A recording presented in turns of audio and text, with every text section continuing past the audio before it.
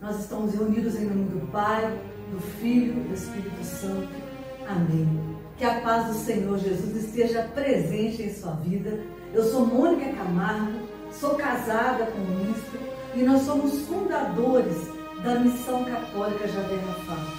Nós louvamos a Deus por essa oportunidade de estar promovendo este segundo Congresso Nacional de Cura e Libertação online. É uma graça muito grande receber do Senhor esta missão, esta incumbência. Que você possa aproveitar cada momento deste congresso, porque o Senhor reservou maravilhas para nossas vidas em todas as pregações, em todos os momentos. E o tema desta pregação é legalidade espiritual. Nós veremos nessa pregação que muitos sofrimentos que enfrentamos em nossas vidas podem ter origem, pode ter como causa legalidade que nós mesmos demos para Satanás e seus demônios atuais. Mas afinal, o que significa legalidade no mundo espiritual? E para compreendermos melhor este conceito espiritualmente falando, é importante nós compreendermos qual é o conceito humano de legalidade. No conceito humano, legalidade é um ato humano ou um ato jurídico que é legal, ou seja, que está de acordo com a lei. Se este ato ele é permitido pelo sistema jurídico, é um ato legal. Mas se esse ato não está de acordo com a lei, dizemos que é um ato ilegal. Não há legalidade para ser realizado este ato. No dicionário Michaelis, legalidade é definido como caráter ou qualidade do que é legal, determinado por lei, legitimidade. Um exemplo prático. Um policial, ele pode adentrar a casa de alguém somente se ele tiver um mandado jurídico, se ele tiver um mandado de busca e apreensão. E mesmo com este mandado, ele tem hora para entrar e hora para sair. Senão, do contrário, mesmo com o mandado em mãos, ele estaria cometendo um ato ilegal. Mas há situações, por exemplo, se está acontecendo um desastre, um crime, para socorrer alguém que está em perigo, que um policial, mesmo sem um mandado, ele possui legalidade para adentrar aquela casa. Então, há casos e casos. Mas que possamos perceber que o ato de um policial precisa possuir legalidade. Do contrário, ele terá que responder à lei sobre aquele gesto, sobre aquela situação que ele realizou. E o conceito espiritual de legalidade? Para compreendermos legalidade no conceito espiritual, é preciso nós estarmos atentos à nossa realidade. O nosso mundo não é só aquilo que nós estamos vendo. A nossa vida não se resume a este mundo físico, e graças a Deus que não. Mas há um mundo espiritual, angélico. Há combate espiritual sendo travado continuamente, irmãos.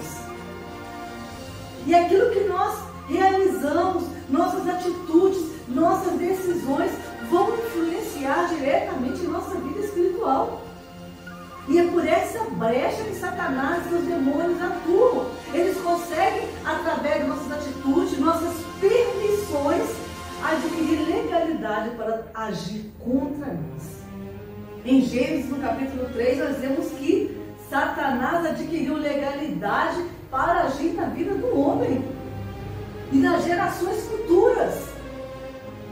O homem, ao pecar, ele adquiriu uma dívida com Deus impagável. Quem foi ofendido foi Deus, com sua majestade infinita, com suas leis. O homem, ao pecar, ele atingiu diretamente a Deus. É uma dívida impagável. E como o salário do pecado é a morte, nós jamais poderíamos pagar o preço dos nossos pecados. O que é o salário? O salário, ele surgiu na época do Império Romano. Os soldados romanos, eles recebiam como pagamento por seu serviço uma porção de sal. Vale lembrar que o sal era algo muito valioso. O sal ele servia para salgar o alimento, cicatrizar feridas e para dar sabor. Então é algo muito valioso. O pagamento era feito em sal. Daí, do latim salário, salário. Portanto, salário, pagamento. O pagamento do pecado é a morte. Nós não tínhamos como pagar este preço. E o que o Senhor fez foi exatamente cancelar este documento. Havia um documento que dava autoridade para Satanás e seus demônios atuarem contra a humanidade. O Senhor pagou o preço. O Senhor cancelou este documento, rasgou este documento. Veja o que diz a palavra de Deus em Colossenses, no capítulo 2. Colossenses 2, no versículo 13.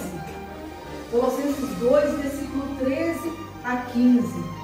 Diz assim: mortos pelos vossos pecados e pela incircuncisão de vossa carne, chamou-nos novamente à vida em companhia com Ele. É Ele que nos perdoou todos os pecados, cancelando o documento escrito contra nós, cujas prescrições nos condenavam. Aboliu definitivamente ao encravá-lo na cruz. Expoliou os principados e potestades e os expôs ao ridículo, triunfando deles na cruz. O Senhor pagou o preço, e o nosso preço foi muito mais que qualquer ouro, qualquer preço que este mundo possa oferecer. Foi o sangue de um Deus. O sangue de um Deus foi derramado pela sua liberdade, pela minha liberdade, pela libertação da sua família. Satanás e seus demônios não têm mais direito de nos atormentar, não tem mais direito de nos escravizar. E eu digo a você, ele só vai escravizar a sua vida, ele só vai trazer sofrimento para a minha vida ou para a sua vida se nós permitirmos. E a única forma dele adquirir legalidade para atuar é através do pecado. Pecar é assinar procuração para Satanás atuar. Se você assina uma procuração como advogado, se temos como exemplo, e você nessa procuração assinou termos dando a ele autoridade para agir em seu nome, por exemplo, para receber uma herança. Ele pode em seu nome tanto receber como desistir daquela herança, porque você, de acordo com os termos ali inseridos naquele documento, você deu a ele legalidade para isso. É exatamente o que fazemos quando pecamos. O Senhor derrotou Satanás na cruz. O Senhor nos deu autoridade contra os demônios. Mas quando nós pecamos, assinamos procuração para ele agir. Agimos como Adão e Eva agiram. Mas agora temos chance. Agora temos um Salvador. Cada vez que pecamos, podemos recorrer à cruz do Senhor, ao sacrifício do Senhor. E é isso que nessa pregação o Senhor quer nos alertar. Precisamos arrancar toda a ilegalidade que demos para Satanás e seus demônios. Precisamos, em primeiro lugar, arrancar o pecado da nossa vida, meus irmãos. Geralmente, quando prego sobre cura de gerações, eu gosto de deixar bem claro que nós não pagamos pecados de antepassado. No nosso batismo, todo o mal foi cortado de nossas vidas. No nosso batismo, nos tornamos filhos de Deus, oficialmente filhos, lavados, remidos no sangue de Jesus. Portanto, quando pregamos sobre quebra de maldições, sobre cura da árvore genealógica, o que estamos querendo alertar é que quando nós pecamos, damos legalidade a Satanás e seus demônios para trazerem de volta para a nossa vida todo o mal que nossos antepassados possam ter cometido. Muitos me ligam, mandam mensagem com medo, falam: amor, como que eu vou fazer? Minha família é toda errada, meu avô fez isso, minha avó fez aquilo, eu fico com medo disso me atingir neste momento. E o que eu sempre digo: se a sua vida está consagrada a Deus, se você vive para servir o Senhor, renunciando ao pecado, lutando contra o pecado, buscando a santidade, Satanás não tem poder de trazer nenhuma maldição para a sua vida. Portanto, tirar a legalidade das mãos de Satanás é renunciar ao pecado, lutar contra o pecado. Eu me lembro de um caso de um empresário muito rico do estado de Goiás, não vou falar nome, então não tem problema. E este empresa dele, apesar de ele ser muito rico, era uma empresa de fachada. Porque o trabalho dele realmente era trabalhar com pornografia infantil, com a rede de pedofilia. E ele tinha um clube onde ele, muitas vezes no sábado à tarde, domingo à tarde, num horário que não causasse desconfiança para os pais, ele tinha um pretexto de fazer ali matinê, bailes de matinê para jovens. E naquele local ele colocava em prática essa rede de pedofilia. Homens mais velhos, eles frequentavam este local para explorar aquelas crianças. E este empresário tinha muitos anos que vivia nessa situação e ele tinha uma filha. Essa filha tinha de tudo. Uma jovem rica, uma jovem que tinha tudo o que pensasse ela poderia ter, tinha todo o dinheiro que precisasse. Mas essa jovem começou a ir para Brasília, que é próximo, e se prostituir sem que a família soubesse. Iniciou na vida daquela jovem uma perseguição espiritual. O pai deu legalidade e através do pecado a filha deu legalidade e ela tinha essa perseguição espiritual de prostituição. Não por causa do dinheiro, é a prática de prostituição, ela tinha a perseguição de se prostituir. E, passado um tempo, aquela jovem foi morta dentro de um hotel por um cliente. Um fim trágico para aquela família. E tomara a Deus que aquele pai, ao ver o fim trágico daquela jovem, a ver a porta de legalidade que ele abriu para sua família, na sua vida, que ele possa ter se arrependido disso. Vamos ver um exemplo bíblico no qual Satanás e seus demônios adquiriram legalidade para agir contra o povo de Deus. É na conquista da terra prometida. Aquele povo estava pronto para conquistar Jericó, pronto para atacar Jericó. E Deus deu a eles as instruções finais. Havia situações que aquele povo, quando invadia uma cidade, quando lutava contra um outro povo, eles tinham liberdade de recolher os espólios de guerra. Eles podiam recolher tudo o que quisessem e aquele povo ele ia enriquecendo através do que eles ganhavam na guerra contra outros povos. Mas no caso de Jericó, o Senhor foi muito claro. O Senhor falou, vocês não vão levar nada. Veja o que diz a palavra de Deus. Josué, no capítulo 6, a partir do versículo 15. Mas ao 7º dia, levantando-se de madrugada, deram volta à cidade 7 vezes, como nos dias precedentes. Esse foi o único dia em que fizeram 7 vezes a volta. Como os sacerdotes tocaram as trombetas na 7ª volta, Josué disse ao povo, gritai, porque o Senhor vos entregou a cidade. A cidade será votada ao Senhor por interdito, com tudo que nela se encontra, exceção feita somente a Raabe, a prostituta, que terá sua vida salva com todos que encontrarem em sua casa, porque ocultou os espiões que tínhamos enviado. Mas guardai-vos de tocar no que é votado ao interdito.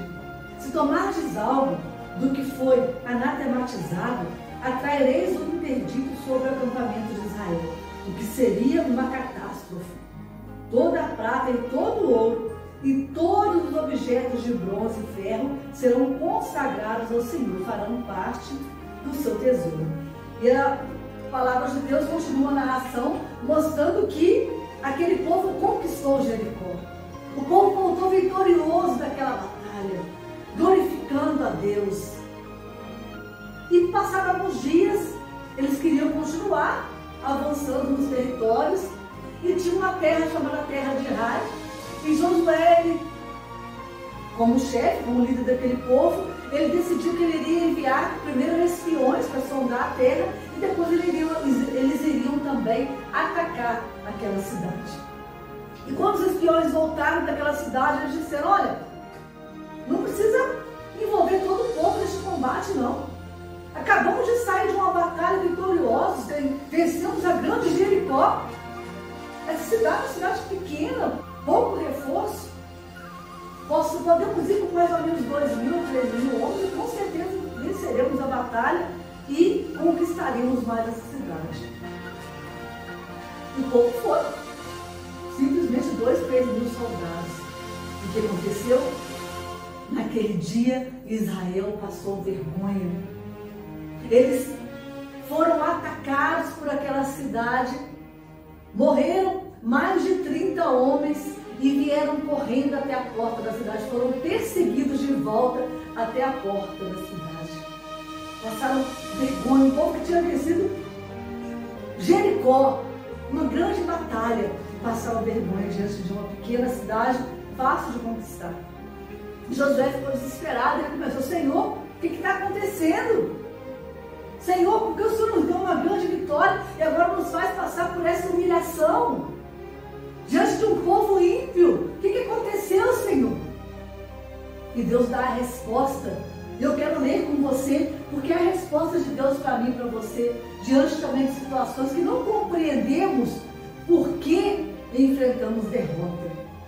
No capítulo 7, no versículo 10, o Senhor diz assim: Então o Senhor disse a Josué: Levanta-te, por que estás assim prostrado com a face por terra?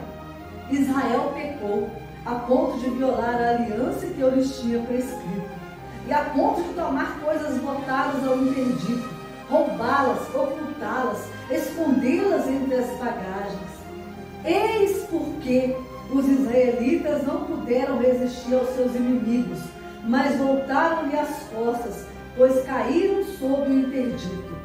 Se não tirardes o interdito do meio de vós, não estarei mais convosco de hora em diante.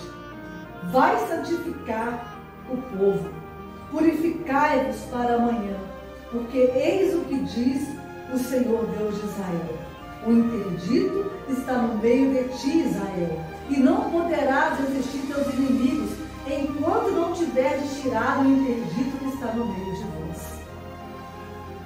Palavra do Senhor, graças a Deus. Aqui está a resposta. Não somente a resposta para Josué, aquele povo que perdeu diante daquele povo inimigo, um povo tão menor do que o povo da cidade de Jericó, mas a resposta para mim e para você: eis porque os israelitas não puderam resistir aos seus inimigos, mas voltaram-lhe as costas, pois caíram sob o interdito. E mais adiante ele diz: não podereis resistir aos seus inimigos, enquanto não tiverdes tirado o interdito que está no meio de vós. Ou seja, Deus fala para mim e para você através dessa palavra: enquanto você não renunciar ao pecado, enquanto sua vida não estiver santificada, Satanás e seus demônios irão encontrar brecha para atuar. E quando se pergunta por que Deus não transforma a minha vida, por que a minha família não é liberta? Por quê? Por quê? Por quê? E o Senhor nos dá a resposta: tira o interdito, tira o pecado, tira a desobediência do meio de vós. E se na sua família ninguém está fazendo isso, que comece por você, que comece por mim. É a nós que o Senhor está falando neste dia. Tire a legalidade, tire a brecha por onde Satanás e seus demônios estão conseguindo entrar e atuar na sua vida. Porque o demônio não brinca de ser diabo. Satanás e seus demônios não estão brincando, são seres espirituais. Seres que escutam o nosso comportamento, escutam o nosso olhar para as pessoas, nossas reações, procurando exatamente brecha por onde agir. Como diz São Pedro em sua carta, o demônio é como um leão que ruge, buscando a quem devorar. Imagina um leão rugindo, andando em volta de uma presa, procurando a oportunidade. Isso que ele é um oportunista, um estrategista. E se o Senhor hoje abre os nossos olhos, é porque Ele quer operar uma obra de libertação na minha vida, na sua vida. É porque Ele quer nos dar a graça da santidade, da obediência, da vida diante da presença dEle. E não há coisa melhor, meus irmãos, do que viver debaixo da santa vontade de Deus. Eu poderia citar vários exemplos bíblicos no qual pessoas deram legalidades a Satanás e seus demônios para agir e por isso experimentaram derrota. Por exemplo, Safira e Ananias. Conhece a história desse casal? Está lá no Novo Testamento, no livro de Atos. Aquela comunidade na qual Pedro presidia, a comunidade, as pessoas começaram a vender seus bens, eles viviam em comunidade. Eles vendiam os bens e colocavam tudo em comum e entregavam à igreja, para que fosse repartido de acordo com a necessidade de cada um. E Safira e Ananias começaram a perceber aquilo. Olha como essas pessoas são elogiadas, como que elas são admiradas, aqueles que vendem os seus bens. E eles possuíam um campo. Não tiveram uma ideia. Falaram, vamos vender esse campo por tal preço e nós vamos dar um preço menor. Nós vamos pegar com um preço bem menor e entregar aos pés dos apóstolos e vamos sair bem diante de todo mundo. Vamos começar também a nos admirar, a nos elogiar. E o resto nós guardaremos. Porque se essa seita, porque os cristãos eram considerados uma seita, não der certo, nós temos o dinheiro guardado, não perder tudo. E assim fizeram. E Ananias, ele vem primeiramente se apresentar diante dos apóstolos. E quando ele chega, apresenta aquele dinheiro, dizendo, olha, eu vendi um campo e eu quero também doar para a igreja. O Espírito Santo imediatamente revelou a Pedro aquele mal. E Pedro foi muito claro, ele disse, Ananias, por que tomou conta Satanás do seu coração? Para que mentisses ao Espírito Santo e enganasses acerca do valor do campo? Acaso não poderias conservar sem vendê-lo? E depois de vendido, não podias livremente dispor dessa quantia? Por que imaginastes isso em seu coração? Não foi aos homens que mentiste, mas a Deus. E quando Ananias ouviu essas palavras, inspiradas pelo Espírito Santo, ele caiu morto. E daí a pouco chega também sua mulher Safira, não sabia que o marido tinha morrido. E Pedro perguntou, por quanto você vendeu o campo? E ela contou a mesma mentira. Ele disse, olha, aqueles homens que estão chegando na porta, acabaram de levar o seu marido e vieram te buscar. E aquela mulher desmascarada também caiu morta. Irmãos, é muito sério. É muito sério desobedecer a Deus, render-se ao pecado. É dar autoridade a Satanás e seus demônios para atuarem. Provavelmente aquele casal se encheu de orgulho, de vaidade, de desejo de ser admirado, de ser notado na comunidade. E tramaram, inspirados Satanás e seus demônios, aquele plano maligno para enganar não somente aos homens, mas enganar a Deus através daqueles apóstolos. Poderia também citar Judas. Judas, que era para ser um homem de confiança de Jesus, era ele que guardava a bolsa, ele que guardava as contribuições que eles recebiam para manter o ministério de Jesus. E alguém pode pensar assim, mas como que Judas foi capaz de trair Jesus? Ele viu os milagres, viu o Senhor ressuscitar mortos, ele experimentou a companhia de Jesus, um homem perfeito, amoroso. Saiba que não foi uma decisão de uma hora para outra. Judas foi dando legalidade para Satanás atuar, ao ponto de ser tentado a entregar ao mestre. Nós temos uma brecha de legalidade quando o Evangelho narra que Judas roubava o dinheiro. Judas queria ser o tesoureiro daquele ministério exatamente porque ele roubava. Está aí uma porta de legalidade perigosíssima. E através daquela porta de legalidade, Satanás levou aquele homem a perder tudo, a perder o ministério, a perder a amizade de Jesus. E no final, ao invés de arrependimento, a ter um remorso tão grande a ponto de tirar a própria vida. E é isso que o demônio tenta fazer comigo e com você, meus irmãos. Ele não vai te tentar fazer algo terrível de uma vez por todas. Ele não vai te tentar matar alguém, a se prostituir, se essa não for sua índole. Mas ele começa com pequenas permissões. Com a mágoa, o ódio, a inveja, a ganância, a vingança, o desejo de vingança. E através dessas permissões, dessas portas de ilegalidade, através do pecado, ele consegue muitas vezes nos levar também a fazer coisas terríveis, além desse pecado, a ir progredindo no mal. No curso Por Aí Viemos Libertar Oprimidos, que é o nosso curso completo de libertação espiritual, eu abro um leque sobre isso, sobre como que o demônio atua, possessão, opressão, obsessão maligna, vexação, como que é essa forma de atuação. E ali eu explico como que ele vai levando a pessoa a progredir, a ponto de uma opressão maligna se tornar uma obsessão, uma possessão maligna. Também ali eu cito quais são as principais portas de legalidade para Satanás e seus irmãos. É importante estarmos alertas, irmãos. O mundo espiritual é uma realidade. E aquilo que nós fazemos, decisões que nós tomamos, nos levam a nos encher da graça de Deus, experimentar o poder de Deus, mas também pode nos levar à ruína. A Bíblia diz: resistir ao demônio, não deis lugar ao diabo. Veja o que diz em Efésios, no capítulo 4. Eu quero encerrar com essa palavra, porque ela fique gravada em nossos corações.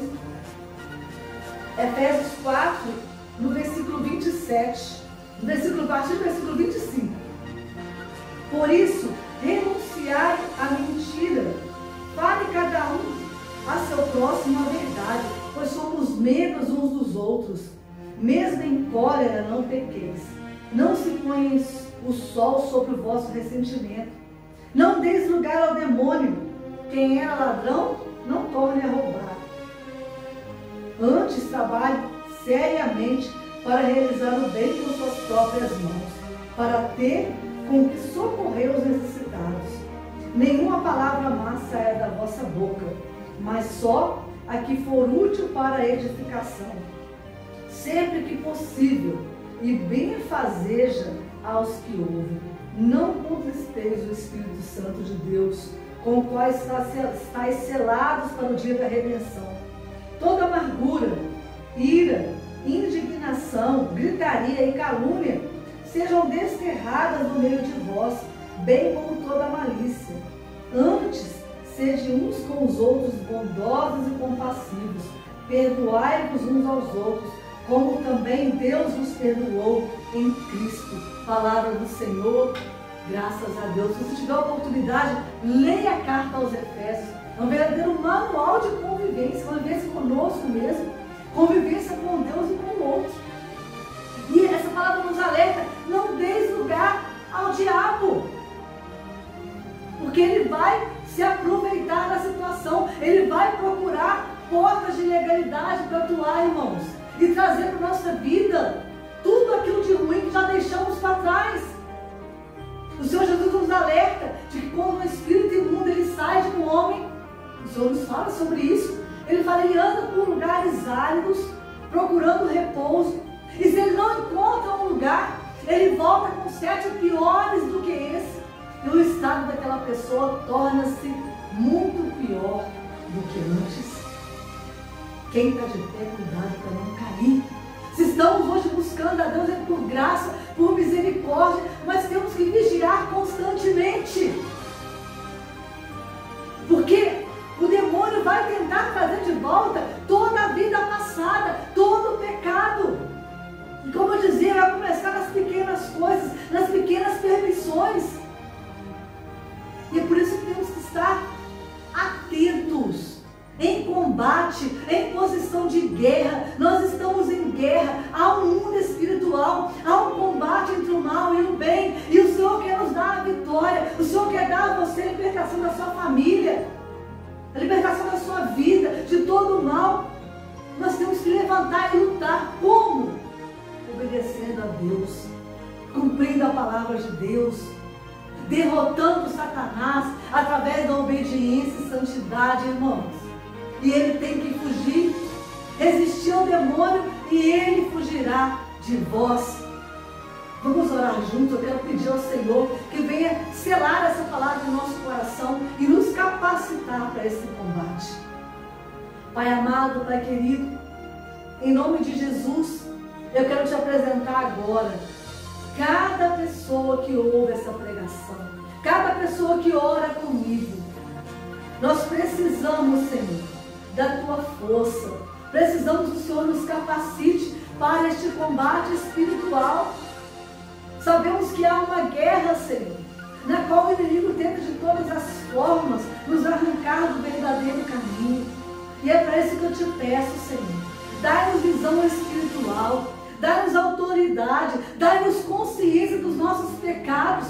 Há situações ainda que muitas vezes nem percebemos, Senhor, mas estamos te ofendendo. Nós te pedimos, ó Deus, em nome do Teu Filho Jesus, a graça de viver de acordo com a Tua palavra, a graça de resistir a Satanás e seus demônios, que possa ser fechada agora em nossas vidas, na vida dessa pessoa que ora comigo, toda a brecha pela qual Satanás e seus demônios têm atuado. Eu te peço, Pai, em nome de Jesus, desfaça os planos satânicos, expulse de nossas vidas toda ação demoníaca, e que possamos ter consciência, Senhor, visão espiritual para fechar todas essas portas, e que a partir de hoje o Senhor possa conduzir a nossa vida, o Senhor possa conduzir os nossos gestos, nossas atitudes, nossas decisões, para que sejam pautadas na Tua palavra.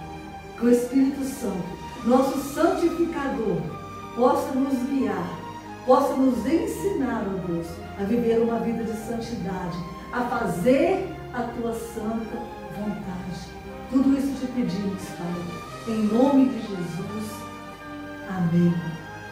Deus abençoe a sua vida, que possamos viver essa vida de santidade, de obediência, submetidos à santa vontade de Deus. Que Ele possa te abençoar cada dia mais e te dar a vitória neste combate, em nome de Jesus. Nós estivemos e permaneceremos reunidos. Em nome do Pai, do Filho, do Espírito Santo. Amém.